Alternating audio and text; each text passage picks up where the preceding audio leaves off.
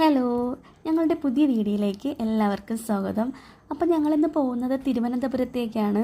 അപ്പോൾ സിറ്റിയിൽ ഞങ്ങൾക്ക് പോവേണ്ട ഒരു ആവശ്യം ഉണ്ടായിരുന്നു. അപ്പോൾ സേതു അതും കൂടെയുണ്ട്. കാരണം വെക്കേഷനായിട്ട് അവരെ ഔട്ടിങ്ങിനൊന്നും കൊണ്ടുപോയില്ല. അപ്പോൾ ഞങ്ങൾ പോകുന്നത് ഞങ്ങളുടെ ക്യാമറ സൂക്ഷിക്കുന്ന ക്യാബിനൊന്ന് സർവീസ് ചെയ്യിക്കാൻ വേണ്ടിയാണ് ഞങ്ങൾ സിറ്റിയിൽ പോകുന്നത്. അപ്പോൾ അതവിടെ കൊടുത്തിട്ട് സേതുവിനെയും അതുവിനെയും കൊണ്ട് പുറത്തൊക്കെ ഔട്ടിങ്ങിന് പോകുന്ന കരുതിയാണ് അവരെയും കൂട്ടിയത്. പക്ഷേ വീട്ടിൽ നിന്ന് ഇറങ്ങിയപ്പോൾ ചെറിയ മഴയുണ്ട്. തിരിച്ച് പോയാലോ എന്ന് ആലോചിച്ചു. അപ്പോൾ സേതു പറഞ്ഞു, അച്ഛാ തിരിച്ച് പോകണ്ട, മഴ തോരും വെച്ചാൽ നമുക്ക് പോവാമെന്ന് പറഞ്ഞു. അപ്പോൾ അവരുടെ വിഷമം കാരണം നമ്മൾ വെച്ച് എങ്കിൽ പോയി കളയാമെന്ന് വിചാരിച്ചു. പക്ഷേ ഹൈവേയിലോട്ട് കയറിയപ്പോൾ തന്നെ നല്ല മഴയുണ്ട്. മഴ തോരുന്ന ഒരു ലക്ഷണവുമില്ല. അങ്ങനെ നമ്മൾ കണിയാവരെ എത്തിയപ്പോഴത്തേക്കും ചെറുതായിട്ടൊന്ന് മഴ ശമിച്ചിട്ടുണ്ട്. അപ്പോൾ ഇവിടുത്തെ റോഡിൻ്റെയൊക്കെ അവസ്ഥയാണ് കുണ്ടും കുഴിയും ചെളിയും, കാൽനട യാത്രക്കാർക്ക് പോലും നടക്കാൻ പറ്റാത്ത അവസ്ഥയാണ്. അപ്പോൾ റോഡ് പണി ഉടനെ തീരുമെന്നാണ് തോന്നുന്നത്.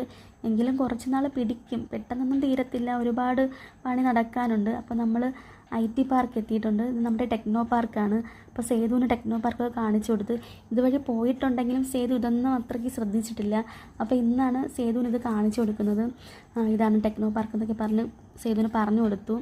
അപ്പോൾ നമ്മളിനി എന്തായാലും നമുക്ക് പാർക്കിൽ ബീച്ചിലും പോകാൻ പറ്റാത്ത വിഷമത്തിലാണ് സേതു. ആദ്യക്കൂട്ടം അങ്ങ് ഉറങ്ങി. മഴ കണ്ടപ്പോൾ ഇനി എന്നും പോകാൻ പറ്റത്തില്ല, കാറ്റടിച്ചാലേ ആദ്യക്കൂട്ടം ഉറങ്ങും. വീട്ടിലാണെങ്കിൽ ആദ്യക്കൂട്ടം 11 മണിക്കേ ഉറങ്ങുള്ളൂ. പക്ഷേ വണ്ടിയിൽ കയറി കാറ്റടിച്ചാൽ അപ്പോൾ ഉറങ്ങും. ഇതാണ് ഗൈസ് ഇൻഫോസിസ്. അപ്പോൾ ഇതിൻ്റെ ബിൽഡിങ്ങൊക്കെ സേതുവിന് ഭയങ്കരമായിട്ട് ഇഷ്ടപ്പെട്ടു.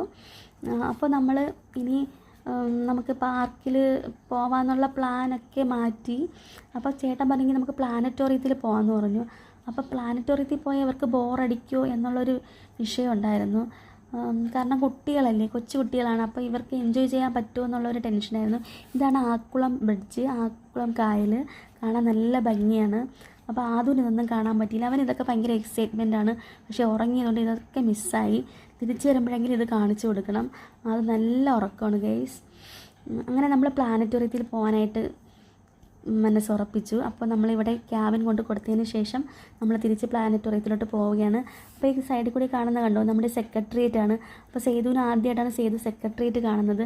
അപ്പോൾ അവിടെ ഒരുപാട് സമരക്കാരൊക്കെ ഉണ്ട്. ചെറുതായിട്ട് മഴ ചാറുന്നുണ്ട്. പക്ഷേ സമരക്കാരും പോകുന്നില്ല, എല്ലാവരും അവിടെ തന്നെ കൊടിയും പിടിച്ചിരിക്കുന്നുണ്ട്.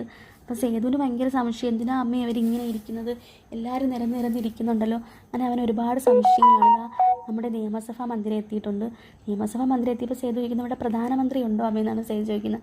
പ്രധാനമന്ത്രി ഉണ്ടെങ്കിൽ പ്രധാനമന്ത്രീനെ ഒന്ന് കാണണോ അമ്മേ എന്നൊക്കെ സേതു പറയുന്നുണ്ടായിരുന്നു. അപ്പോൾ നമ്മുടെ മോനെ, ഇവിടെ പ്രധാനമന്ത്രി ഇല്ല, ഇവിടെ മുഖ്യമന്ത്രി എന്തായാലും കാണുമെന്ന് പറഞ്ഞു.